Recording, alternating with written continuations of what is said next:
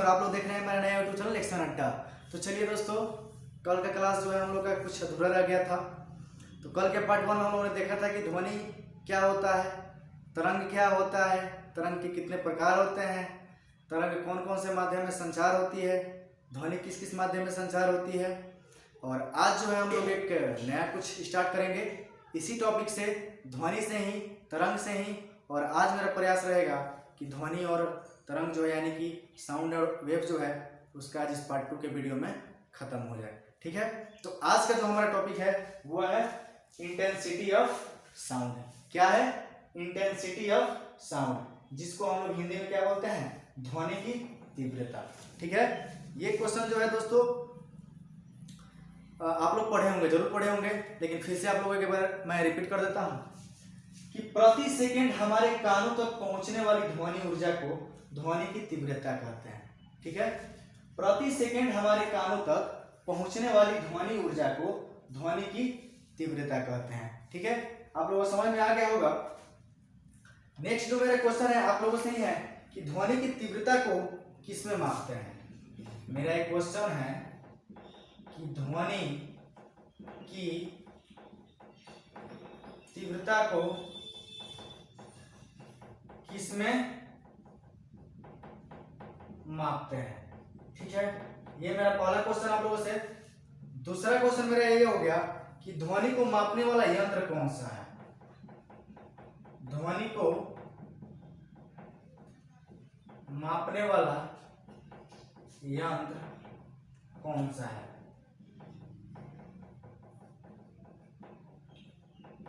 मैं आप लोगों को बता दूं कि जो मेरा पहला वीडियो आया था इसमें ऐसा यूनिट के बारे में मैंने बताया था, तो उसमें मैंने ध्वनि के बारे में दोनों क्वेश्चन का जिक्र कर दिया है।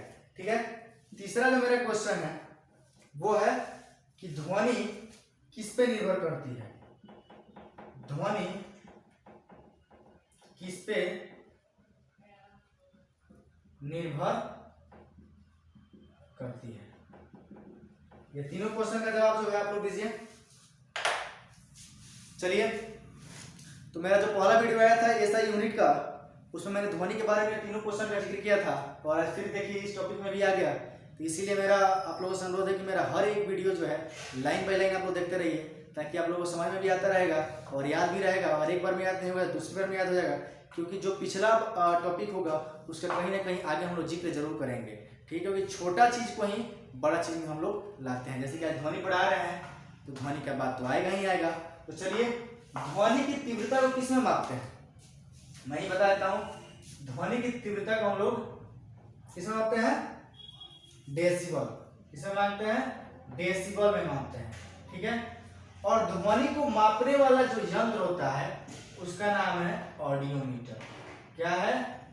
ऑडियोमीटर। और ध्वनि किस पर निर्भर करती है? इसका आंसर हो जाएगा आयाम। ठीक है, ये दोनों क्वेश्चन अलग अलग है। ध्वनि की तीव्रता मापने के लिए जो उपयोग होता है वो होता है डेसिबल, और उसका मापने वाला जो यंत्र होता है वो होता है ऑडियोमीटर। यानी कि ऑडियोमीटर के द्वारा ही डेसिबल उत्पन्न होता है, जिससे उसकी तीव्रता मालूम चलती है।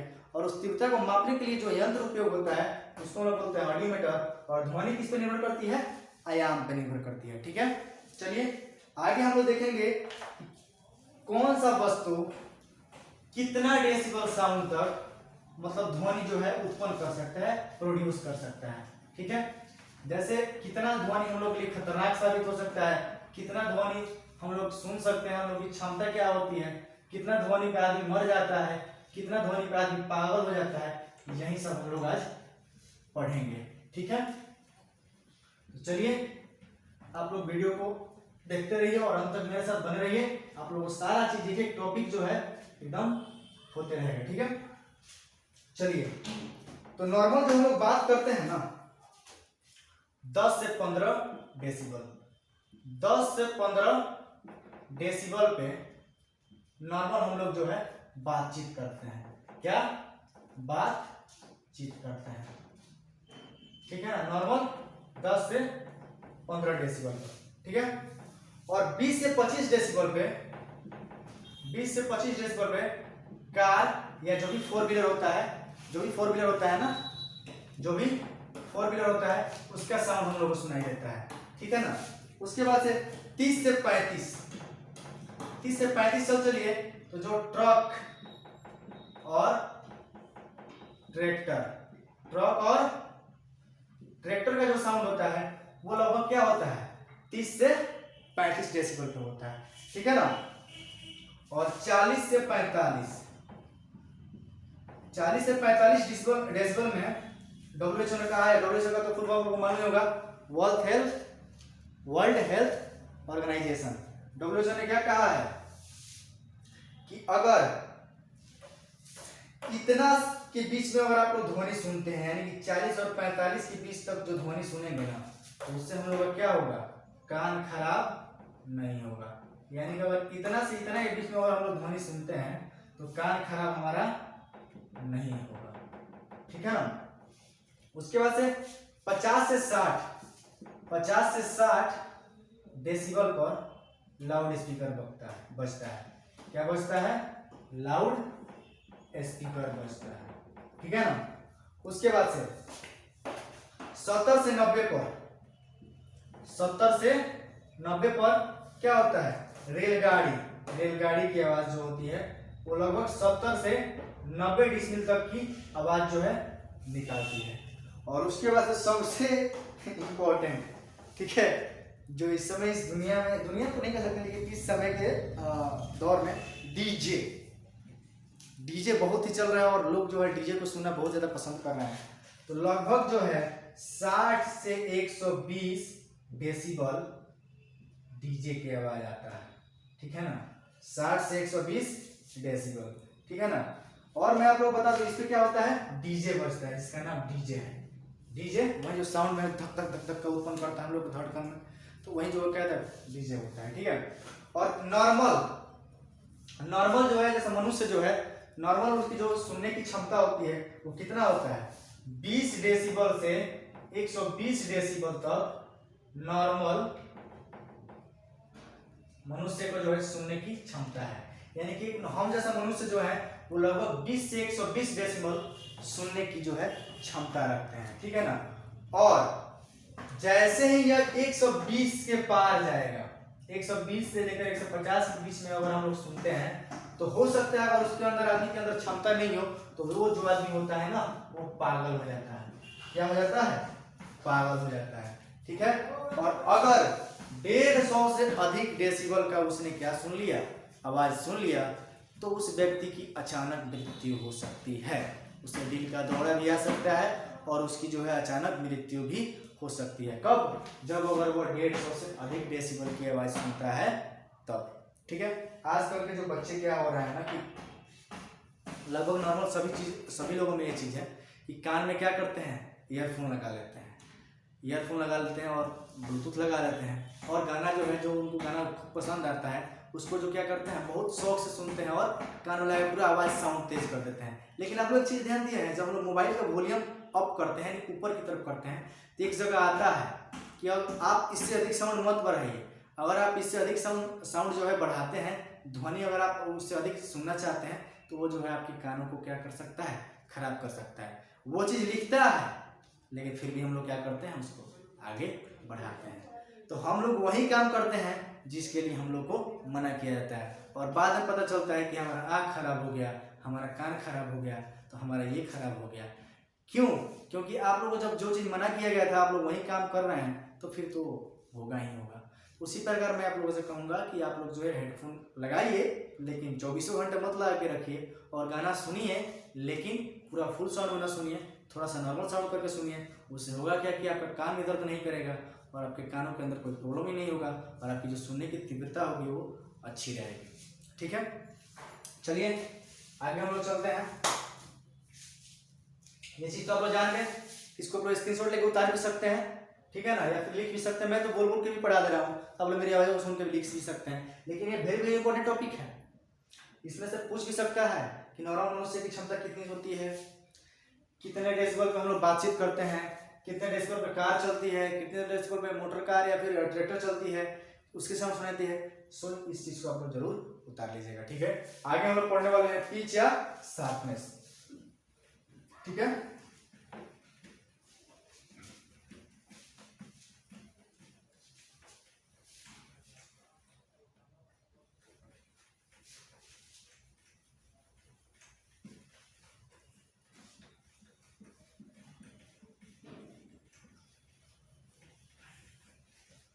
चलिए बस आप लोग वीडियो के साथ बने रहिएगा, एक भी टॉपिक मैं नहीं छोड़ूंगा।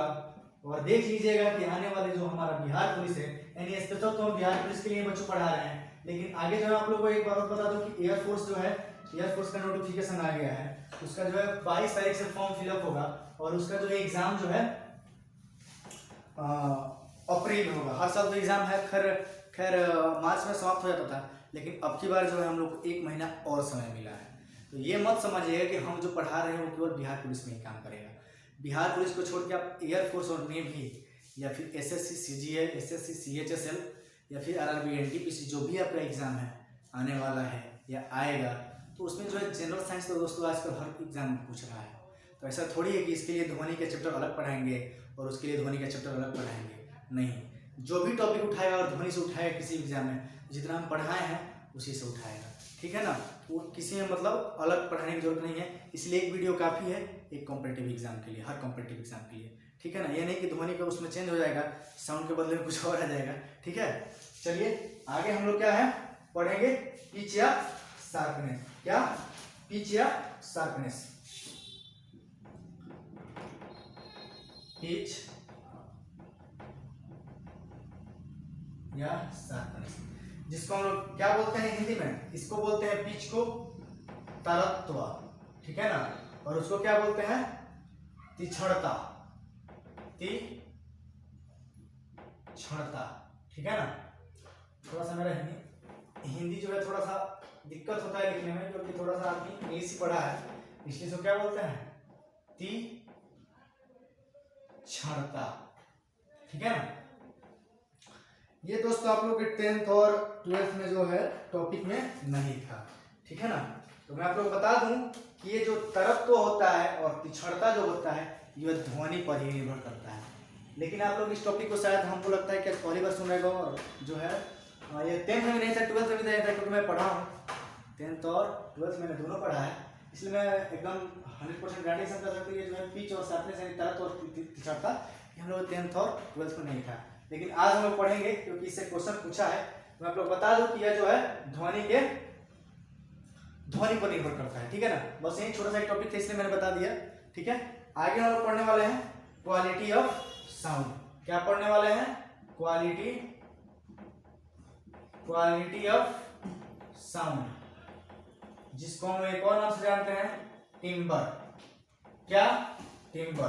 क्वालिटी ऑफ साउंड का हिंदी क्या हो जाएगा दोस्तों? ध्वनि की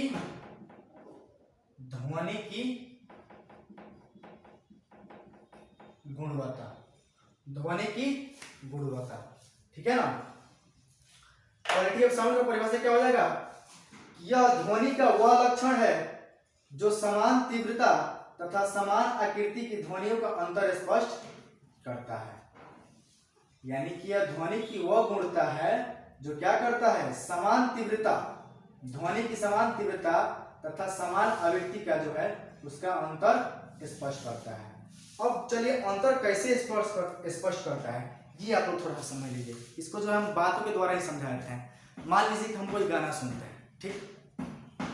चलिए सिंगर तो गा रहा है, मान लीजिए सिंगर गाएगा तभी आप लोग गाना सुनिएगा ना, जब तक सिंगर नहीं होगा तो गाना कहाँ से होगा। मान लीजिए कोई गाना सुनते हैं उसमें सिंगर गाना गा रहा है, तो जब सिंगर गाना गाता है तो उसका आवाज तो आप लोगों को सुनाई देता है, कौन से धुन पे वो गाना गा रहा है ये भी आप लोगों को सुनाई देता है। तो जब वो गाना गाता है तो उसके पीछे जो होता है कुछ इंस्ट्रूमेंट बजता है जिसको वाद्य यंत्र भी कहते हैं।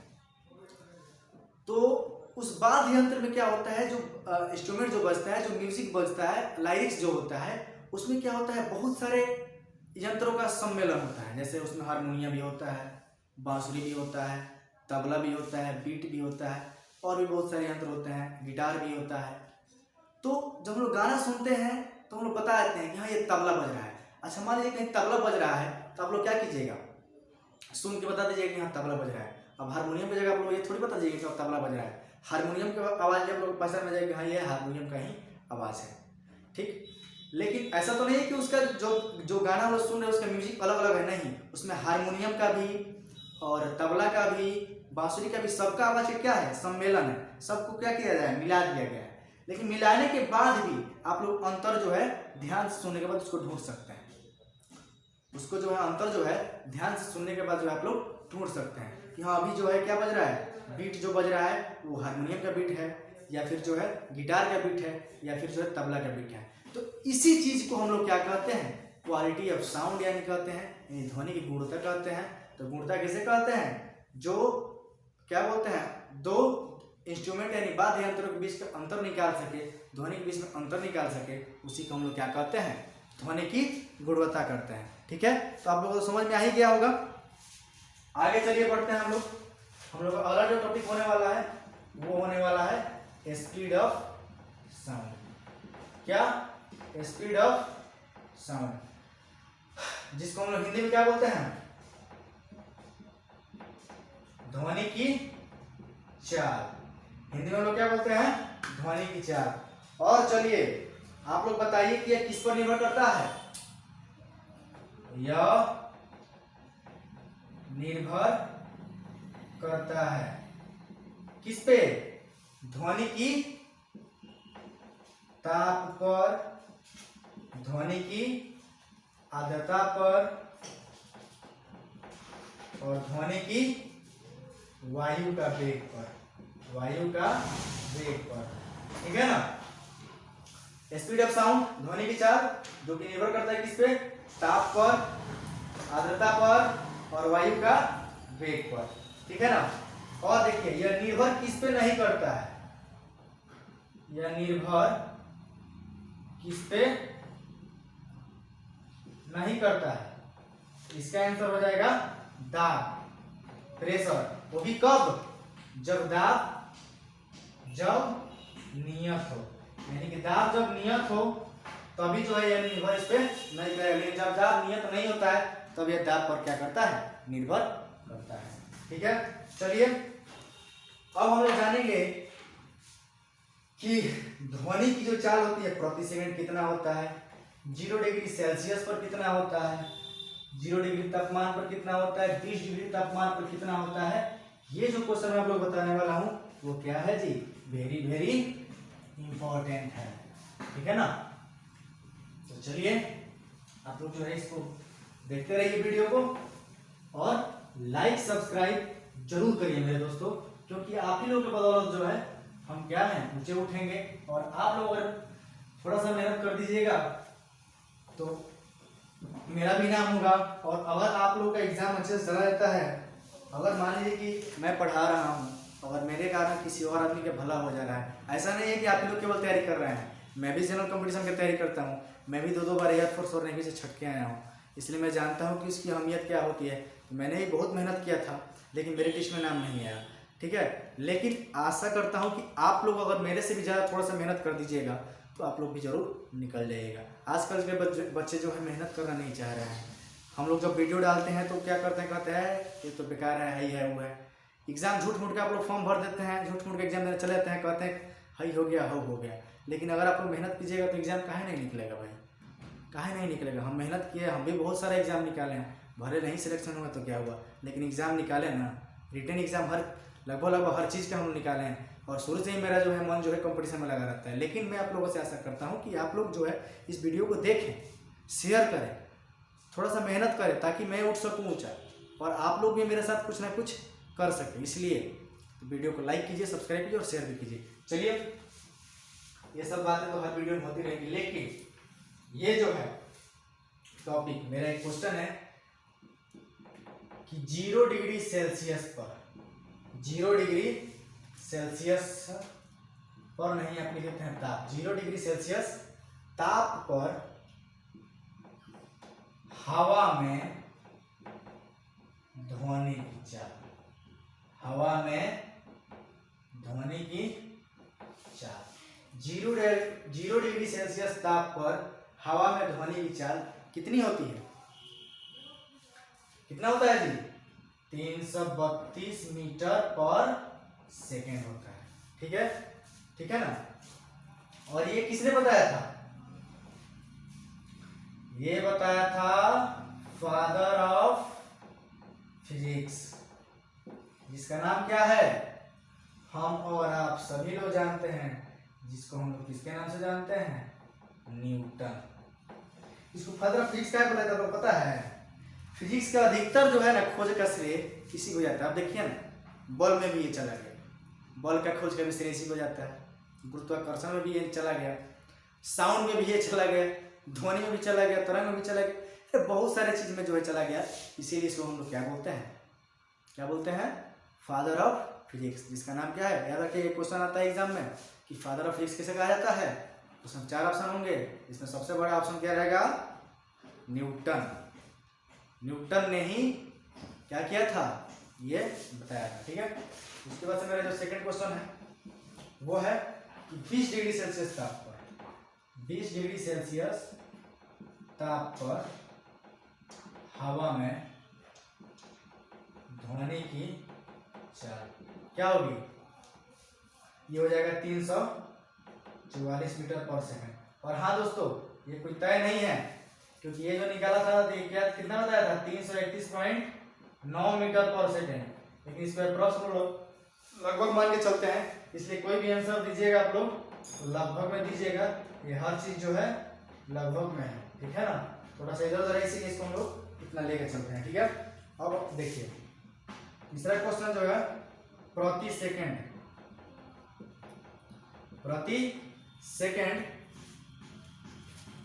ध्वनि की चाल, प्रति सेकंड ध्वनि की चाल बढ़ जाती है। कितना बढ़ जाती है, 0.6 मीटर पर सेकंड। जैसे मान लीजिए मैं यहाँ से बोल रहा हूँ ना, तो यहाँ से मान लीजिए इतना तो ध्वनि जाएगी तो कुछ अलग वेग से जाएगी, लेकिन जब इससे थोड़ा सा अधिक जाएगी तो 0.6 मीटर पर सेकंड जो है इसकी चाल क्या होगी, बढ़ जाएगी। ठीक है ना, जैसे मान लीजिए मैं यहाँ से बोल रहा हूँ, ठीक, थोड़ी दूर मेरी आवाज़ गई और उससे जब आगे जाएगी तो बहुत तेज आवाज़ में जाएगी, तो इसीलिए बोला जाता है कि 0.6 मीटर पर सेकंड जो है ये आवाज़ क्या होता है, बढ़ती चली जाती है। ठीक है, अगला क्वेश्चन, पानी में ध्वनि की चाल, क्या पानी में ध्वनि की चाल कितना होता है, 1498 मीटर पर सेकंड। क्या, 1498 मीटर पर सेकंड। ठीक है ना, लोहे में ध्वनि की चाल दिखाई दे रहा है ना, चलिए लोहे में ध्वनि की चाल कितना होता है, 6320 मीटर पर सेकंड, 6320 मीटर पर सेकंड। ठीक है, उसके बाद से अल्युमिनियम में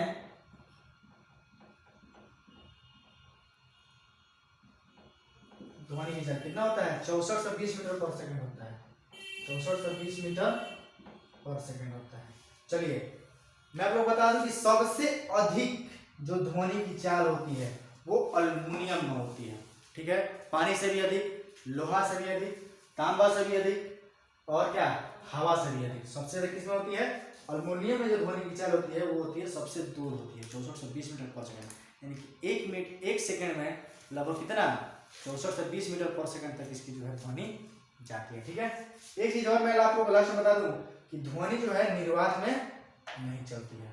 ठीक है, ध्वनि जो है निर्वात में नहीं चलती है, और ध्वनि की चाल जो होती है किस किस में संचार होती है, ठोस, द्रव और गैस में। तो इसी के साथ जो है आपका ध्वनि और वेव यानी कि साउंड एंड वेव, ध्वनि और तरंग का आपका टॉपिक जो है आज समाप्त हो गया। बचे खुचे जो कुछ क्वेश्चन होंगे वो मैं अगले पार्ट में डाल दूंगा।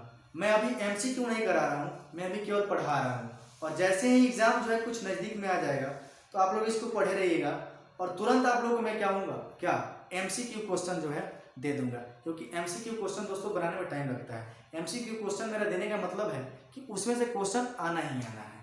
ठीक है, इसलिए थोड़ा सा उसको बनाने में थोड़ा दोस्तों टाइम लगता है। ठीक है, और जो एमसीक्यू आप लोग को क्वेश्चन मिलेगा वो इससे रिलेटेड ही मिलेगा।